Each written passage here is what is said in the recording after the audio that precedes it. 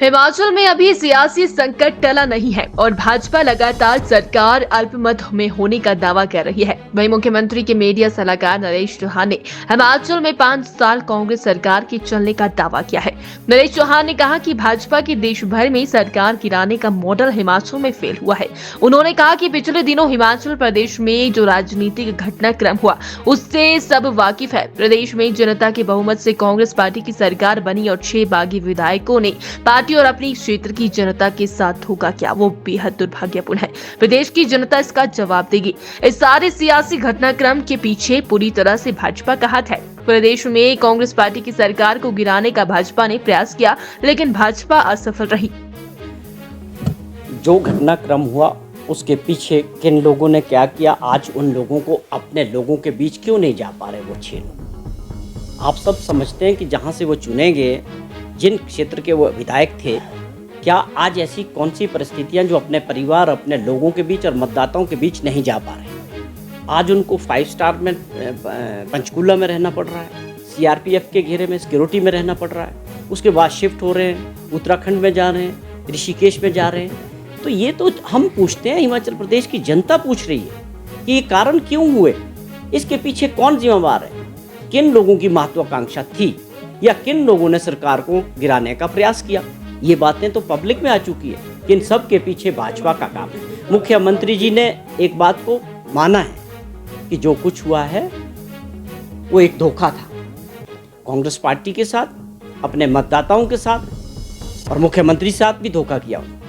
जो लोग लगातार मुख्यमंत्री जी से काम करवाते रहे, चाहे वो एमएलए जो हमारे निर्दलीय भी, लगातार मुख्यमंत्री जी ने 12 वर्षों में पहली बार एक ऐसी, आपको मैं बताता हूँ कि समान विकास वाली बात थी। चाहे लोग इंडिपेंडेंट चुन के आए थे, उनके इलाकों में भी दिल खोल के मुख्यमंत्री जी ने विकास किया, उनके काम किए। अगर आपके साथ शाम को डिनर में भी आपके साथ लोग बैठे, सुबह नाश्ता भी आपके साथ कर रहे हैं और उसके बाद आपको धोखा देंगे, तो क्या मुख्यमंत्री जी ऐसे उनके बारे में क्या सोचेंगे। ये हिमाचल प्रदेश में खास तौर पे ऐसा न हमारी संस्कृति है, ना ही ऐसा राजनीतिक कल्चर है और ना ही इतनी बड़ी भूख सत्ता की होनी चाहिए। मैं ये भी कहना चाहता हूँ विपक्ष के नेताओं को कि आप सत्ता में थे, 5 साल सत्ता में रहने के बाद प्रदेश के लोगों ने, लोकतंत्र ने आपको बाहर का रास्ता दिखाया और सम्मानपूर्वक आप विपक्ष में बैठें और उनके मैंडेट का सम्मान करें।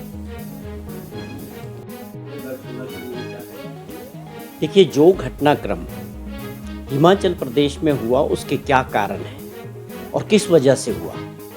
जिस राज्य में 12 महीने पहले चुनाव हुआ और जनता ने लोकतंत्र के जरिए, अपना मत के जरिए जो सरकार थी उसको बदलाव किया और कांग्रेस पार्टी की सरकार हिमाचल प्रदेश में बनी, ये लोगों की भावना थी और लोगों ने बनाई और उस सरकार को माननीय मुख्यमंत्री ठाकुर सुखविंदर सिंह सुक्खू जी चला रहे हैं।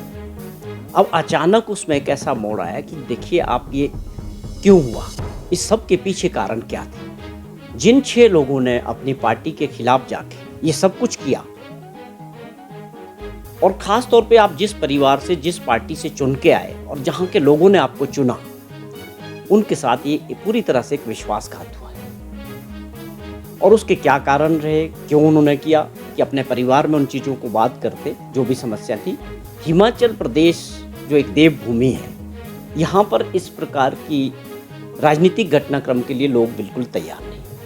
यहाँ लोग इतने जागरूक हैं कि हर 5 साल में अपनी सरकार को बदलते हैं। अगर 40 विधायकों के साथ कांग्रेस पार्टी को रूल करने का मौका दिया और 25 विधायकों के साथ विपक्ष में काम करने का जो जनमत था वो भाजपा को मिला था, उसका सम्मान होना चाहिए था। लेकिन इन सब घटनाक्रम में इन 6 लोगों की जो महत्वाकांक्षा थी, इनमें से कुछ लोगों की वो मंत्री पद लेने की हो सकती है, और कौन से कारण है वो मैं समझता हूं कि वो प्रदेश की जनता ने बिल्कुल पसंद नहीं किया। और इसके पीछे किसका हाथ रहा, ये सब जो घटनाक्रम हुआ, जिस प्रकार भाजपा का इसके पीछे सारा हाथ, उनको सीआरपीएफ के सिक्योरिटी में लाना, हेलीकॉप्टर द्वारा उनको विधानसभा ले जाना, यहाँ से उठा के ले जाना, या 5 स्टार होटल्स में उनको रखना, या लगातार 7 स्टार होटल में उनको शिफ्ट करना, ये सारी घटनाक्रम जनता के सामने है कि इन सब के पीछे भारतीय जनता पार्टी का बहुत बड़ा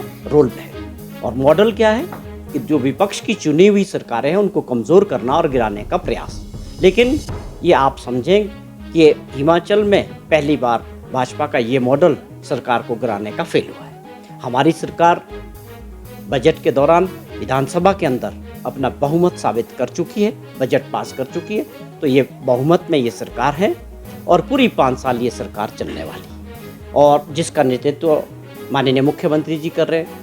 और लगातार आप देख रहे हैं कि वो लोगों के बीच जा रहे हैं, पूरे प्रदेश का दौरा कर रहे हैं, और उसके बाद कैबिनेट मीटिंग्स होके जो फैसले लेने हैं सरकार ने वो ले रही है। और जो हमने अभी रिसेंटली एक बहुत बड़ा फैसला किया, जो एक और गारंटी वाली बात जो विपक्ष बार बार करता है, कांग्रेस पार्टी को गारंटियों के बारे में पूछते हैं। जयराम जी मैं देखता हूँ बहुत बार इस विषय पे बात करते थे, लेकिन आजकल कुछ दिनों से वो इस विषय को छोड़ना चाह रहे हैं, क्योंकि जब से हमने 5वीं गारंटी हमारी सरकार ने 1500 रुपया महिलाओं को देने की जो बात कही थी, उसकी घोषणा माननीय मुख्यमंत्री जी ने जो की है कि 1 अप्रैल से ये लाखों महिलाओं को 18 साल से 60 साल की महिलाओं को मिलना शुरू होगा। हमने पहली गारंटी पूरी की, ओपीएस को बहाल करने की जो बात कही थी, उसमें 1,36,000 के करीब जो सरकारी कर्मचारी हैं उनको इसका लाभ मिलेगा।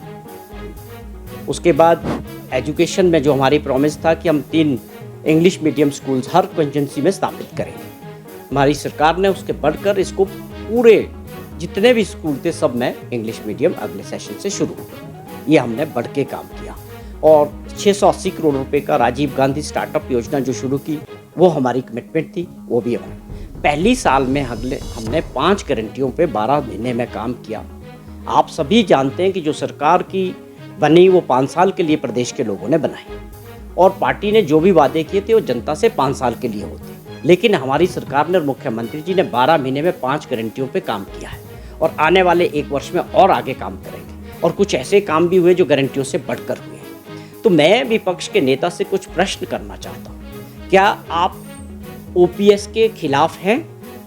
आप इसका विरोध करते हैं? या आप ये कह सकते हैं कि ओपीएस हिमाचल प्रदेश में लागू नहीं हुआ?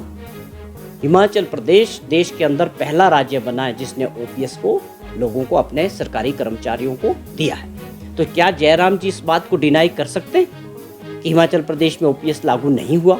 या आप इसका विरोध करते हैं कि मिलना नहीं चाहिए था, क्योंकि आपकी पार्टी की ये नीति है? दूसरी बात कि आप लगातार पूछ रहे थे कि गारंटियाँ, अब हम आपसे पूछते हैं कि 12 महीने में 5 गारंटियों को पूरा करना, उन हालात में जब आप खजाना खाली छोड़ के गए थे और आर्थिक स्थिति अच्छी नहीं थी, उसके बावजूद इस प्रकार का विकास और अपनी योजनाओं को आगे बढ़ाने का काम जो हमारी सरकार ने किया है, आज प्रदेश के लोगों में हर वर्ग में इस बात को लेकर खुशी है। और आप जयराम जी से दूसरा प्रश्न है, क्या ये 1500 रुपया महिलाओं को नहीं मिलना चाहिए?